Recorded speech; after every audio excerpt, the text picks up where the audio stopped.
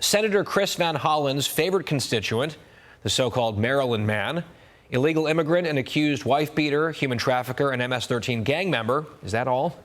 Is now back in ICE custody after walking free from a Tennessee jail on Friday.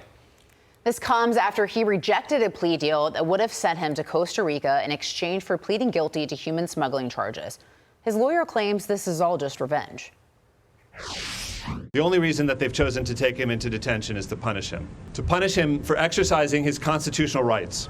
His constitutional right to fight back against being illegally deported to El Salvador. His constitutional right to speak up through his court filings on the torture and treatment that he received in El Salvador at the direct request of our government. His constitutional right not to allow his arm to be twisted to take a guilty plea if he doesn't want to. And with that, let's bring in a real Maryland man, Congressman Andy Harris from that state. It's good to see you, Congressman. Okay, so I actually agree with the lawyer in this narrow sense that, yes, this is designed to punish Kilmar Abrego Garcia. And I would say he should be punished because he came to the country illegally.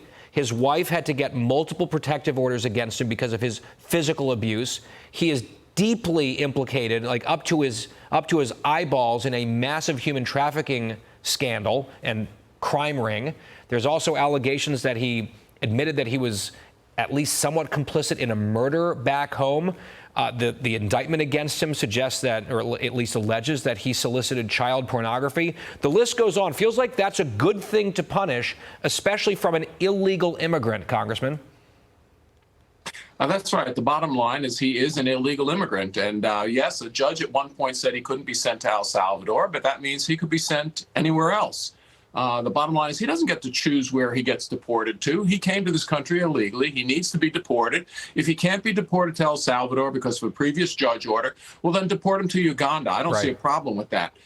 And if he resists that, and again, the argument now, because he's already accepted that he should be deported and wants to be deported to Costa Rica, so the only question is where he's going to be deported to. It's not whether he's going to be deported, or else stand trial for human trafficking, serve a sentence, and then get sent to Uganda. If that's what he prefers and his lawyer prefers, then let's do it that way.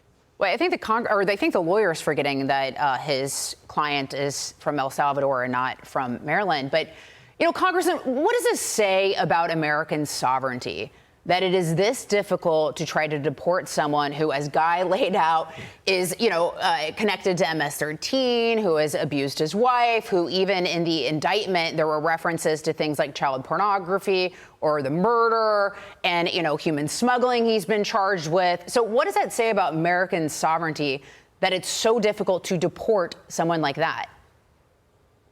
Well, the problem is that Democrats like Senator Van Hollen don't believe in the rule of law. They don't believe in the rule of law in this case. They don't believe in the rule of law in enforcing the rules of law in places like Baltimore, which has a horrendous crime rate, which the president is right to bring up nationally.